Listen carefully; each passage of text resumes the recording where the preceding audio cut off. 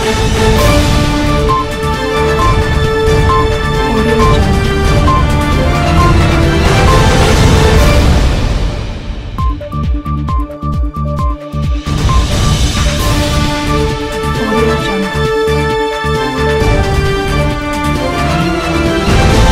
to you by the Javelina Broadcast Network. From the campus of A&M Kingsville, this is the premiere edition of Javelina Nation, covering your local, national, and campus news. You're watching JNN.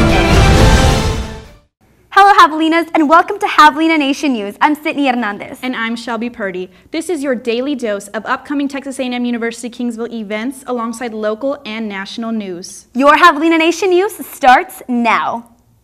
Tamook students experienced snow earlier this week in front of Mesquite Village West dormitories. Campus Activities Board threw a Fun in the Snow event and brought a snow machine to campus.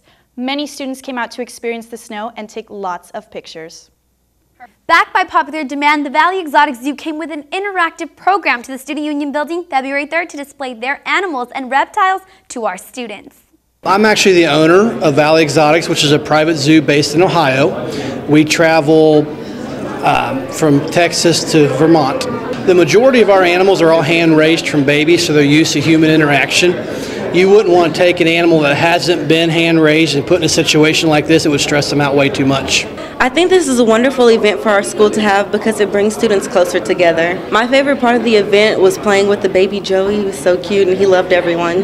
The only animal I was really scared for was the corn snake. As I was holding it, he kind of was eyeballing me, and it made me nervous. We're the Campus Activity Board, so we like to bring special events to campus. We saw the exotic animals at a conference last year, and we thought it was a great opportunity to educate the students about different types of animals and cultures that they don't get to see here in Kingsville. Texas A&M University Kingsville was recently approved for a doctoral program in sustainable energy systems. It will be a program aimed at helping students get jobs in the energy and technology field with an emphasis on studying renewable sources such as biofuels and solar cells. The new program will begin admitting students in the fall of 2015.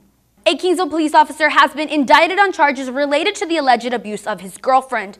Public court documents tell us that Joshua Grant is accused of causing bodily injury to the female. The first count against Grant is for continuous family violence. The indictment says he bit the victim's hand and assaulted her to the ground.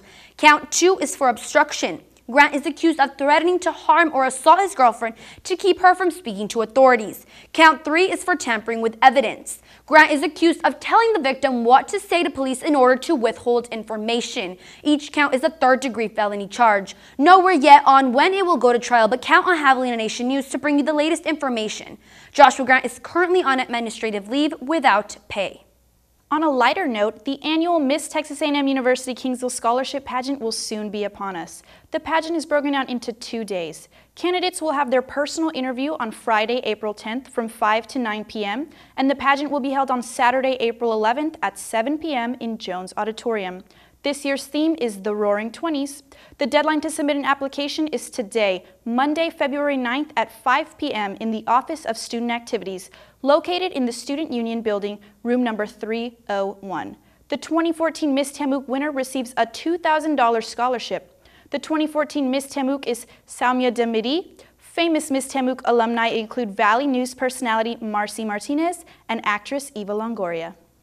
And speaking of fame, it has stricken very close to home for us here in South Texas.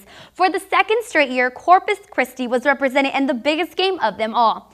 Clint Greshman is a long snapper for the NFL team, the Seattle Seahawks. Ray High School graduate took part in his second Super Bowl as the Seahawks took on the New England Patriots in the 49th edition of the big game. The Seahawks had a rare opportunity for back-to-back championships, and Clint knows that he had a whole lot of fans cheering for him back here in South Texas.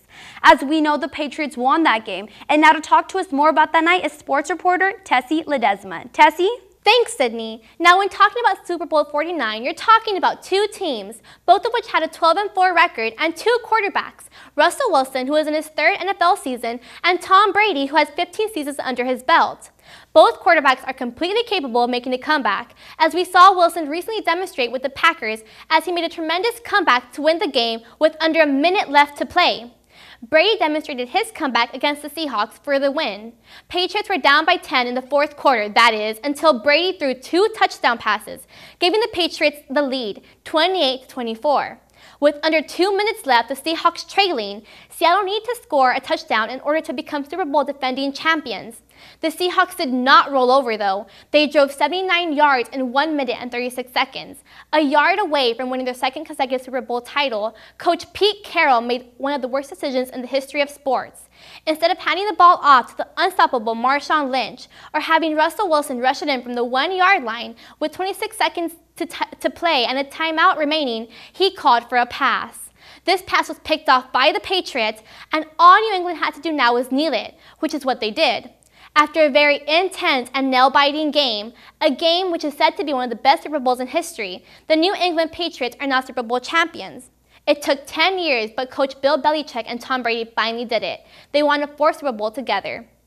While we're on the football topic, the Patriots aren't the only team that seem to have their prayers answered. Our own Texas A&M University Javelina seem to have their prayers answered as well in hiring new head football coach Darren Wilkinson. He is, in fact, the 10th head coach in Temuque history. Coach Wilkinson is no stranger to victories and championships as he comes from Colorado State University Pueblo, where he was an offensive coordinator and quarterbacks coach for 2 seasons. Wilkinson helped lead the team to finish their 2013 and 2014 football season with 28 wins and 2 losses. Both of these seasons, Colorado State Pueblo was not only the Rocky Mountain Athletic Conference champions, but were also ranked #1 nationally after earning the NCAA Division II championship. Coach Darren Wilkinson is not the only new head coach here at Temuque. Javelina's softball team also received a new head coach, Betsy Dean. Betsy Dean is the 7th coach in the history of Temuque's softball program. Coach Dean has over 8 years of coaching on the secondary and post-secondary level under her belt. Dean joins the Javelina Athletic Department after just 2 seasons at Seton Hall University, where she served as a pitching coach for the Pirates. Dean is taking charge of Temuque's softball program, in which finished the 2014 season with 14 wins and 42 losses overall, and 5 wins and 23 losses in the Lone Star Conference. Betsy stated that she wants to win a national championship and that she is ready for the challenge that comes with it. Looks like big things are in store for both softball and football this year. Well, that about wraps up our sports segment for Javelina Nation News. Back to you, Sydney. Well, this about sums up our premiere edition here at Javelina Nation News. I'm Sydney Hernandez. I'm Tessa Ledesma. And I'm Shelby Purdy. Thanks for tuning in to Temuque TV2. From all of us here at the Javelina Nation News, it's been a pleasure. Dedicated. Determined. Dependable.